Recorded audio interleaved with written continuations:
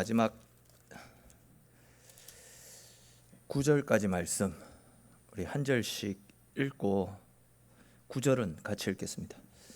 여호와께서 여호수아에게 말씀하여 이르시되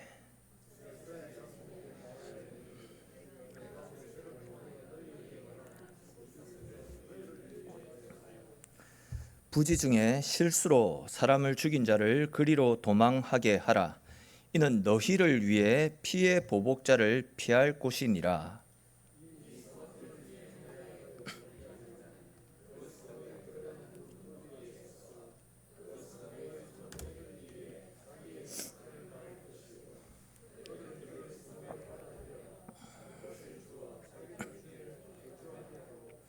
피의 보복자가 그의 뒤를 따라온다 할지라도 그들은 그 살인자를 그의 손에 내주지 말지니 이는 본래 미워함이 없이 부지 중에 그의 이웃을 죽였음이라.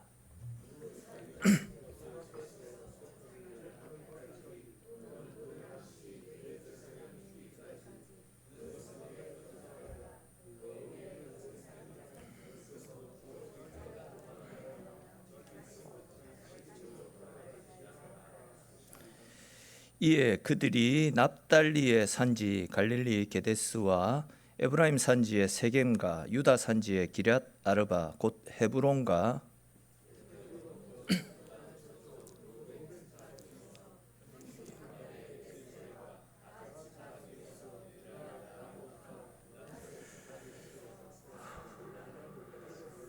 같이 읽겠습니다. 이는 곧 이스라엘 모든 자손과 그들 중에 거류하는 거류민을 위하여 선정된 성읍들로서 누구든지 부지 중에 살인한 자가 그리로 도망하여 그가 회중 앞에 설 때까지 피의 보복자의 손에 죽지 아니하게 하기 위함이라. 아멘. 지난 시간까지 해서 우리가 살폈던 것처럼 이스라엘 지파 중에서 가장 힘이 세고 또 군사력이 가장 강했던 유다 그리고 에브라임과 므낫세 지파가 가나안 정복에 나섰지만 그들은 이제 가나안 사람들이 가지고 있었던 그 철병거를 보고 겁을 먹고는 가나안 정복을 완전히 이루지 못하지 않았습니까? 그곳에는 여전히 가나안 사람들이 남아 있었습니다. 그리고 이스라엘 사람들은 그 가나안 사람들의 눈치를 보면서 그들과 동거를 하는 상황이었습니다. 이렇게 이제 이스라엘 지파들 중에서 가장 힘이 세고 강했던 그 지파들이 가나안 철병거 때문에 그렇게 겁을 먹고 정복 전쟁에 제대로 나서지 못하는 것을 보고 나머지 지파 사람들이 어떤 반응을 보였습니까?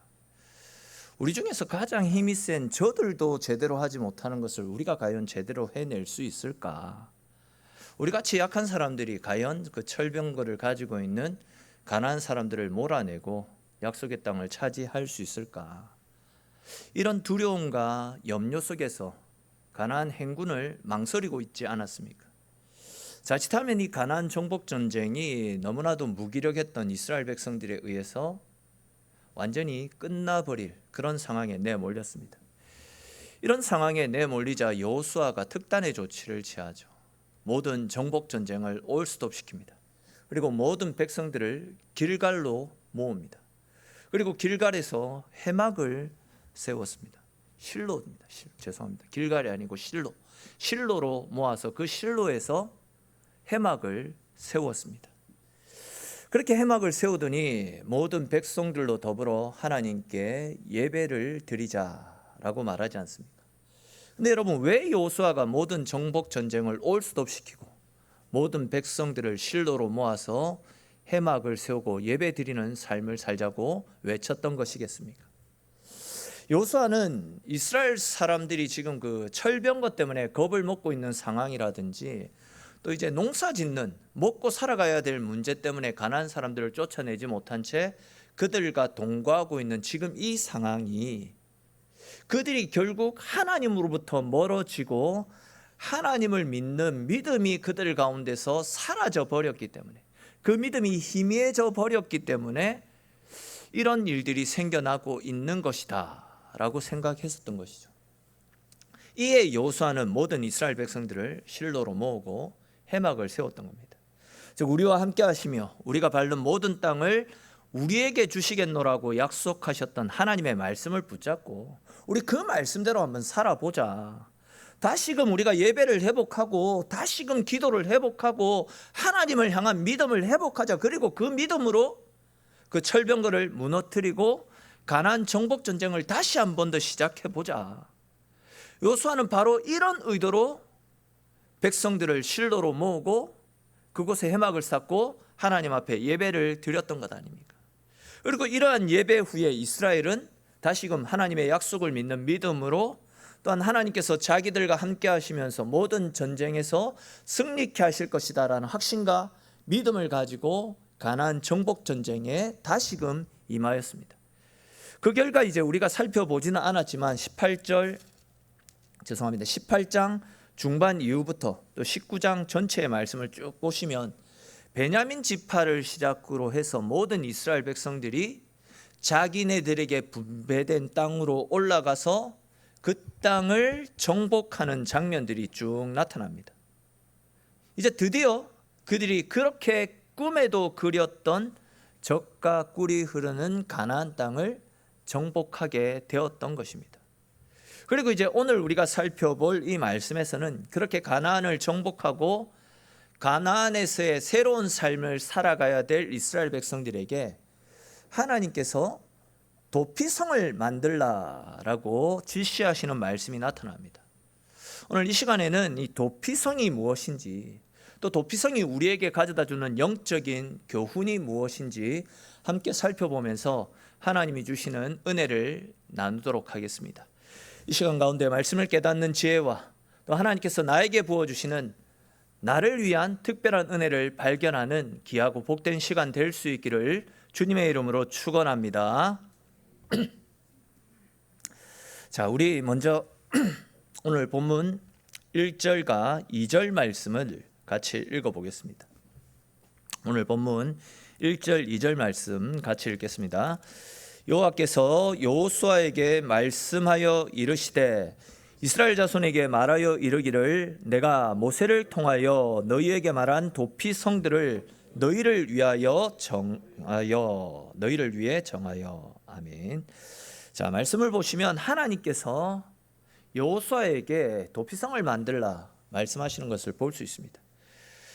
그리고 여기에서 말씀하고 있는 도피성은 하나님께서 이미 모세가 살아 있을 때에 만약 너희가 가나안을 정복하거든 그 땅에서 도피성을 세우라라고 이미 모세를 통해서 전달하셨던 말씀입니다.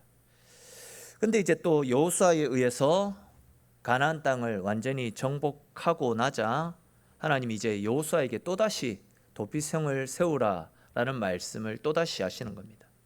자, 그렇다면 여러분, 하나님께서 이렇게 모세에게도 말씀하셨고 여호수아에게도 동일하게 말씀하신 이 도피성이 무엇입니까? 도대체 이 도피성이 무엇이길래 하나님은 가나안을 정복한 이스라엘에게 가장 먼저 도피성을 세우라라는 말씀을 주신 것이겠습니까? 먼저 여기에서 말씀하는 도피성은 원어로 그 뜻을 살펴보게 되면 받아들인다라는 뜻을 가지고 있습니다. 조금 더 쉽게 말하면 도피한 사람들을 받아들이는 성, 그래서 도피성이라고 부르는 것입니다. 그런데 이제 중요한 것은 누구를 받아들이느냐라는 것이죠. 우리 오늘 보면 3절에 기록된 말씀도 다시 한번 읽어보겠습니다. 3절 말씀 같이 읽겠습니다.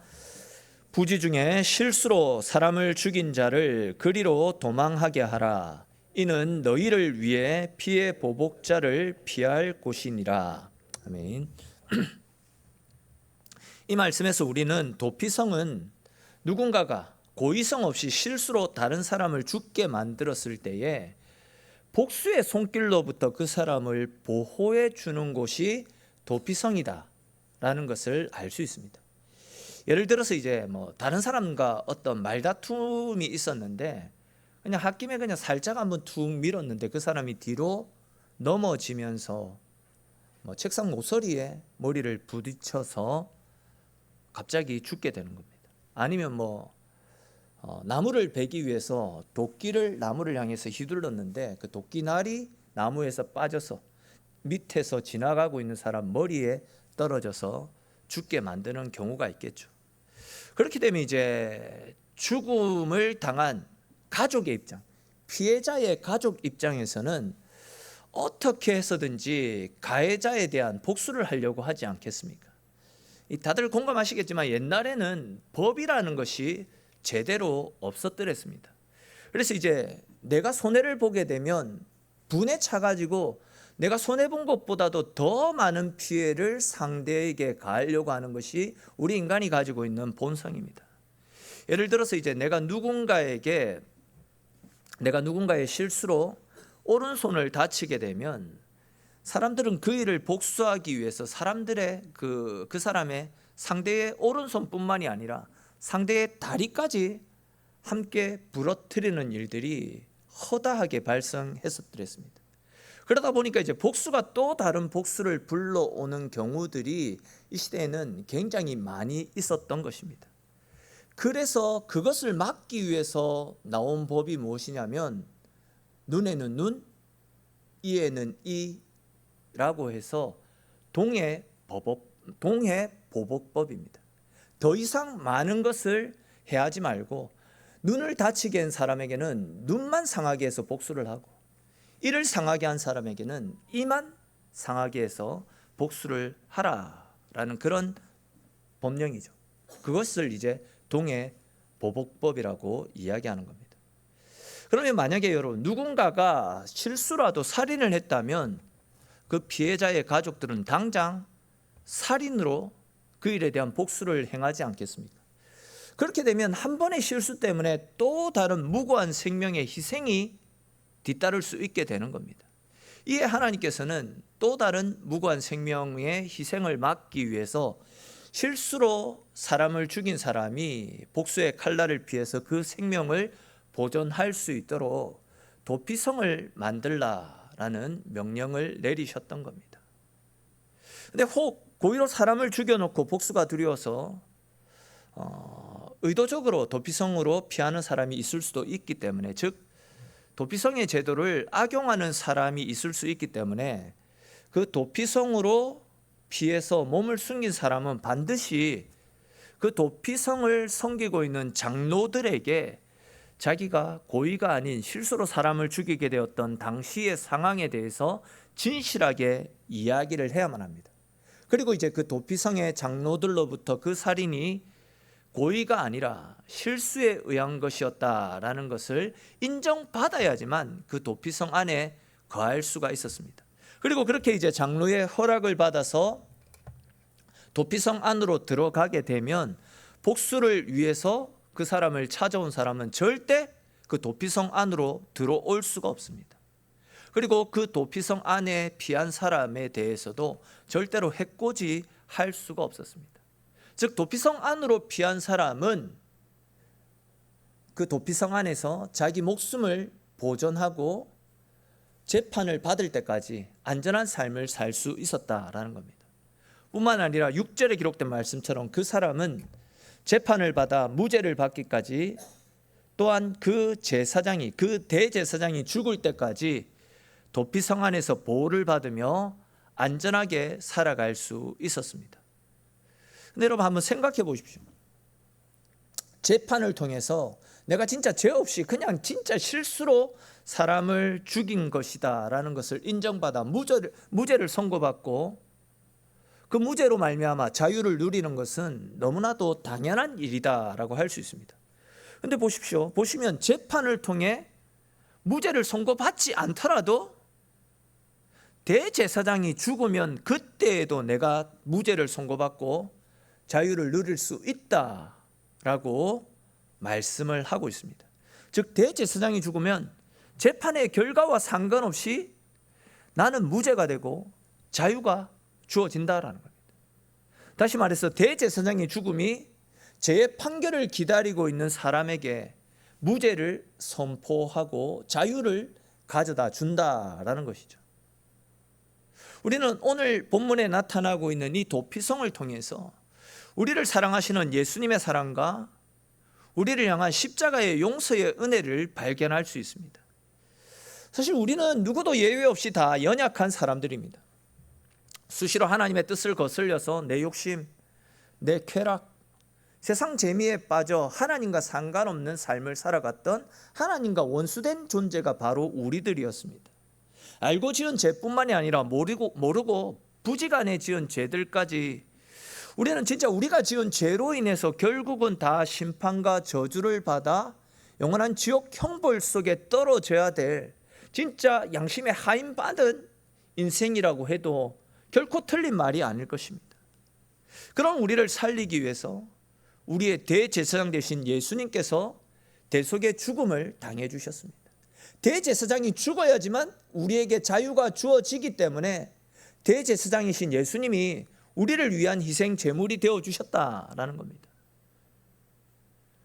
특별히 앞에서도 말씀드렸던 것처럼 대제사장이 죽어야지만 도피성에 살고 있던 살인자가 고향으로 돌아갈 수 있었듯이 우리의 영원한 제사장 되시는, 우리의 영원한 대제사장 되시는 예수 그리스도께서 우리를 위한 희생 제물이 되어 주셔야지만 우리가 죄로부터 자유를 누리고 영원한 본향인 우리가 돌아가게 될 영원한 천국으로 갈 수 있기 때문에 하나님께서는 하늘나라 성전의 대제사장이신 예수님을 십자가에 내어 주심을 통해, 십자가의 희생 제물로 삼아 주심을 통해 우리에게는 영원한 무죄를 선포해 주셨던 겁니다.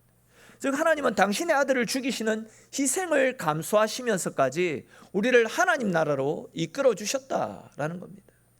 그렇기 때문에 누구든지 우리 인생의 도피성이 되시고 우리 죄를 대속하기 위한 영원하신 대제사장이신 예수 그리스도를 믿고 그분께로 피하기만 하면 우리는 우리를 정죄해서 지옥으로 끌고 가려고 하는 사탄의 권세로부터 건짐을 받고 주님께서 우리에게 허락하여 주시는 영원한 도피성인 천국에서 주님의 안전한 보호를 받으며 영원히 거하는 은혜를 누릴 수 있게 된 것입니다.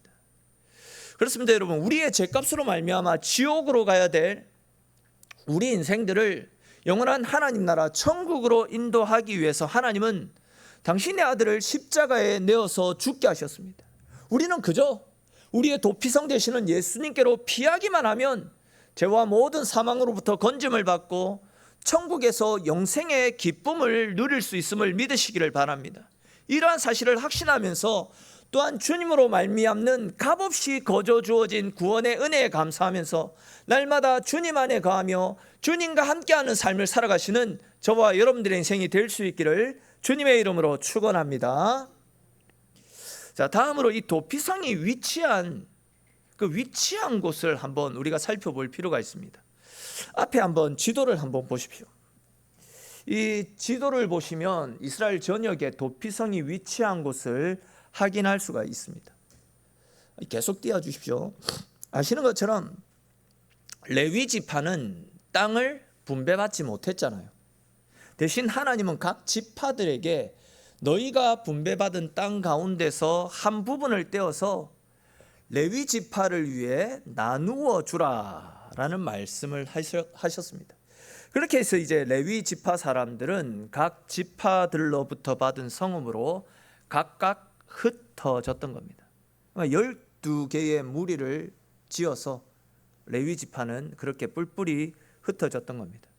그렇게 각 지파별로 흩어진 곳에서 레위 지파 사람들은 각 지파의 신앙 생활을 돌아보고 살피는 역할을 감당하며 살았습니다.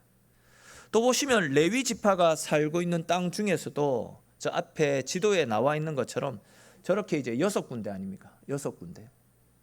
저렇게 6군데는 특별히 도피성으로 지정을 해서 앞에서 말씀드린 대로 부지간에 죄를 범한 사람들이 찾아오면 그들이 생활할 수 있도록 은혜를 베풀어 주었던 겁니다. 저 지도를 보시면 아시겠지만 이 도피성이 있는 위치는 어느 한쪽에 편중되어 있지 않습니다. 이스라엘 전역에 골고루 퍼져 있습니다. 학자들에 의하면 당시 도피성은 이스라엘 국경 안에 있기만 하면 누구라도 반나절만 걸어서 반나절만 걸으면 도착할 수 있는 굉장히 가까운 위치에 있었다라고 합니다. 더군다나 이제 도피성으로 가는 길 도중에는 오늘날로 치면 그 이정표 같은 거 있지 않습니까? 편말 같은 거. 이런 것들을 세워둠으로써 누구나 쉽고 빠르게 찾아올 수 있도록 도피성으로 향하는 길 안내도 굉장히 섬세하게 배려를 해놓고 있었다라고 합니다. 거기에 대해서 이제 앞에서 제가 이 도피성은 어떤 지파 사람들이 거하는 땅에 세워진 곳이다라고 했습니까? 그렇죠. 레위 지파가 흩어진 곳에 저 도피성을 세워드렸습니다. 잘 아시는 것처럼 레위 지파는 하나님께 드려지는 제사를 집례하고 백성들의 신앙생활, 영적 생활을 지도했던 그런 위치에 있지 않았습니까? 그러니까 이제 당시 도피성은 부지 중에 살인을 범한 사람이라면 누구나 쉽고 빠르게 찾아올 수 있도록 최고의 환경적인 조건들을 다 갖추고 있었고요. 또한 그곳에는 레위인들이 상주하면서 죄를 지어 도망왔던 그 사람들에게 수시로 하나님의 말씀으로 권면하고 격려하였고, 또한 계속해서 함께 예배드리고 함께 기도하는 삶을 통해서 그 사람이 다시금 하나님과의 관계를 회복하고 믿음 가운데 다시 일어날 수 있도록 레위인들이 옆에서 계속해서 도와주는 일들도 함께 하고 있었습니다. 그렇습니다, 여러분. 당시의 도피성이 이렇게 백성들의 가까운 곳에서 실수하고 넘어진 자들을 위로하고 그들이 다시 일어날 수 있도록 도와주는 곳이었듯이, 오늘날 우리가 믿고 섬기는 교회, 우리가 다니고 있는 이 교회 역시도 세상 사람들의 가까운 곳에 위치해서 슬픈 마음이 있는 사람, 뭔가 영혼이 병들어 있는 사람, 또한 그 어디에서도 위로받지 못한 채 고통 가운데 빠져 있는 사람들이 예수 그리스도의 이름으로 다시금 회복되어지고 새로운 삶을 살고 다시 일어날 수 있도록 돕고 섬길 수 있도록 세워진 이 시대의 도피성, 이 시대의 도피성이 바로 교회입니다. 저도 그렇고 여러분들도 그렇고 세상적으로 넘어져 있는 분들과 내일에 대한 소망 없이 그저 이 땅의 것들이 전부인 줄 알고 이 땅에 매여 살다가 결국은 지옥 가운데 떨어져야 되는, 영적으로 죽어있는 인생들을 위로하고 돌이키고 하나님 백성 삼기 위해서 이 시대의 제사장으로 부름받은 사람들이 바로 저와 여러분들이다라는 거죠.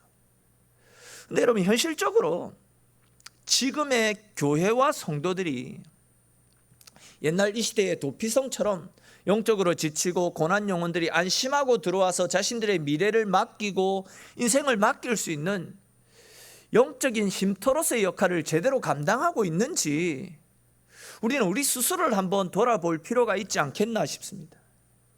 제가 전도하기 위해서 계속해서 다가서고 있는 제 친구가 있는데, 고등학교 때 친구인데 얼마 전에도 이제 그 친구랑 통화를 했는데 그 친구가 하는 말이 이런 겁니다. 제가 하는 이야기를 들으면 교회에 나가고 싶은 마음이 살짝 들기는 드는데 목사들이 하는 짓을 보면 교회 다니기가 싫다라는 겁니다. 그 말을 듣고 제가 또 왜 그러는지 물어보니까 저도 몰랐는데 얼마 전에 이제 어떤 목사가 자기 부인을 필리핀에 생매장했던 사건이 있었던 모양입니다. 또 이제 어떤 교회인지는 잘 모르겠는데 한 성도가 자기가 다니는 대형교회 목사의 불륜 현장을 목격하고 폭로했다가 오히려 그 교회 관계자로부터 폭행을 당하면서 폭행을 당했다면서 1인 시위를 했다, 그런 이야기들을 해주더라고요. 저도 제 친구로부터 전해 들었던 이야기라서 진위 여부는 잘 몰라서 그냥 그 진위 여부를 따지기 위해서 인터넷을 보니까 얼마 전에 목사가 자기 부인을 필리핀에서 암매장했던 사건 때문에 재판을 받은 결과가 나왔더라고요. 8월 말인가에 그게 나와 있더라고요. 근데 이제 대형 교회 목사의 불륜 이야기는 나와 있지는 않던데, 그거 말고 그와 비슷한 이야기들이 계속해서 계속 나오더라고요. 그런 기사들을 보니까 그냥 말 그대로 한숨이 절로 나오는 상황이었습니다. 또 주일 오전에 말씀드렸던 그 배달 기사한테 갑질했던 그 아파트에 살고 계신 장로님, 권사님들, 그 가정을 생각해도 한숨이 나옵니다. 교회가 또 우리 성도들은 사람들의 도피성이 되고 그들의 쉼터가 되어져야 되는데, 그들이 안전하게 그들의 내일을, 인생을 맡길 수 있는 곳이 되어져야 되는데, 제사장들인 우리가, 그것도 목사라는 사람이, 교회의 중직자라는 사람이 이런 삶들을 살고 있으니 세상이 우리를 우습게 보고 교회를 외면하고 심지어 교회를 극혐 단체로 매도하고 교회에 나오는 것을 꺼리는 이런 안타까운 시대가 오늘 우리가 살고 있는 시대 아닙니까? 얼마나 안타깝습니까? 또 한편으로는 목사라고 하면서, 장로라고 하면서도, 집사라고 하면서도 말씀대로 살지 못하는 연약한 인생들이 바로 우리들의 모습이라 할 수 있습니다. 어제도 우리가 직분자 성경 공부하면서 말씀 묵상을 함께 나누던 중에 한 분이 말씀대로 살아야지 결단을 하고 다짐을 하면서도 말씀대로 살지 못하고 있는 현실이 너무 죄송하고 부끄럽다, 그런 이야기를 하셨더랬습니다. 사실 우리는 우리 스스로 잘 알고 있듯이 수시로 결단을 하고 다짐을 하지만 말씀과 상관없는 삶을 살아갑니다. 세상 속에서도 선한 영향력을 끼치기보다도 하나님의 이름에 먹칠을 하고 하나님의 영광을 가리는 일을 수시로 범하면서 살아갑니다. 솔직히 우리들은 도피성의 역할을 감당하며 살기보다도 오히려 도피성을 가리고 도피성을 허물어버리는 그런 삶을 살고 있지는 않는지 모르겠습니다. 그러나 우리의 이런 진정한 도피성이 되시는 예수님은 이런 우리의 연약함까지도 품어주시고 우리를 사랑해 주시겠다라고 말씀하고 있습니다. 여러분, 이스라엘이 가나안 땅에서의 새로운 삶을 시작할 때에 하나님이 도피성 제도를 시행하라 말씀하신 것이 무슨 이유겠습니까? 너희들이 살아가는 세상 가운데 너희들 살리고 보호하고 지키는 하나님의 은혜가 임하고 있으니, 이 땅은 하나님의 은혜 속에서 너희를 지키는 하나님의 영광이, 하나님의 임재가 임하는 곳이니 하나님 은혜 가운데 살 것을, 넘어지고 실패하고 깨어지더라도 하나님 앞으로 달려와 하나님의 보호하심을 받고 하나님의 은혜 가운데 거룩한 나라를 세워가자, 그런 의도로 이런 말씀을 제일 처음 주신 것 아니겠습니까? 그렇습니다. 여러분, 우리의 연약함을 아시는 주님께서 우리의 넘어지고 실패함에도 불구하고 우리를 위해서 도피성을 만들어 놓으셨습니다. 우리 주님의 도피성은 수시로 언제나 우리를 위해서 활짝 열려 있습니다. 특별히 구약의 도피성은 부지 중에 살인을 범한 사람들만을 위해서 열려진 공간이었지만, 신약의 도피성이신 우리 주 예수님은요, 우리 속에 있는 교만함, 우리 속에 있는 악함, 또 내 안에 있는 거짓과 불의를 비롯한 모든 죄들로부터 우리를 숨겨주시고 우리를 보호해 주시는 겁니다. 더군다나 더 감사한 것은 앞에서 살펴본 것처럼 도피성은 멀리 있는 것이 아닙니다. 누구나 쉽고 누구나 빠르게 찾을 수 있습니다. 즉, 예수님은 우리가 죄를 지었다라고 해서 우리를 멀리하지 않습니다. 오히려 죄인된 우리가 하루라도 빨리 하나님 앞으로 나올 수 있도록 하늘 보좌 영광을 다 포기하시고 우리를 위해 인간의 육신을 입고 이 땅 가운데 찾아오셔서 우리의 옆에서 우리의 도피성이 되어주시기 위해 지금도 우리와 함께하고 계십니다. 그리고 누구든지 자기를 찾고 자기에게 다가오는 사람들의 안식처가, 도피처가 되어주시겠다라고 우리에게 말씀을 하시지 않았습니까? 우리는 이렇게 우리 가운데 찾아오신 우리의 도피성이 되시는 예수 그리스도를 찾는 일에 주저해서는 절대 안 됩니다.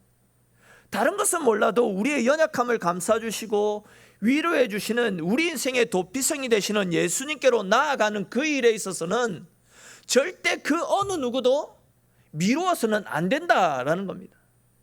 죄는 그 모양이라도 버리라라고 하지 않습니까?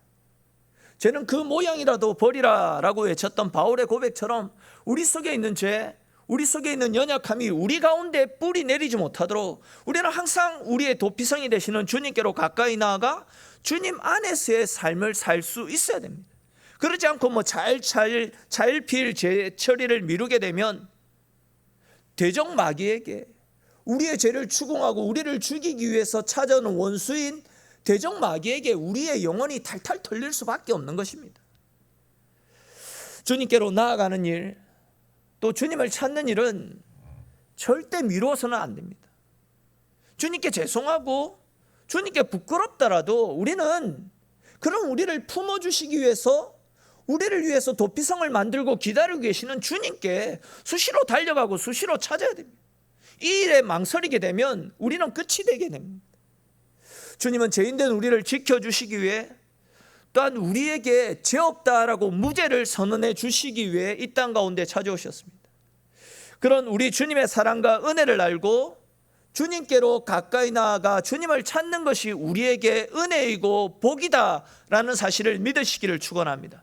보라, 지금은 은혜 받을 만한 때요 구원의 날이도다라는 그 말씀처럼 지금 이 순간, 지금 바로 이 순간 우리 속에 있는 모든 연약함을 가지고 우리의 피난처가 되시는 주님께로 나아갈 수 있어야 됩니다. 그렇게 할 때에 우리의 영혼 속에 하나님이 부어주시는 하늘의 은혜들로 풍성하게 채워지실 것입니다.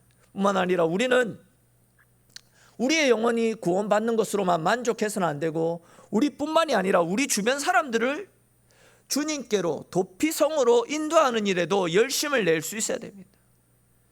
여러분, 내 남편의 구원을, 우리 부모님의 구원을, 우리 자녀의 구원을, 내 친구들의 구원을 뒤로 미루어서는 안 됩니다.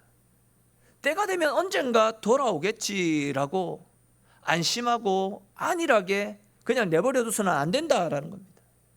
그분들이 주님께로 돌아오지 않는 것은 예수 그리스도가 우리의 피난처가 되시고 우리를 죄와 사망으로부터 건져주신다라는 이 사실을 모르기 때문 아닙니까?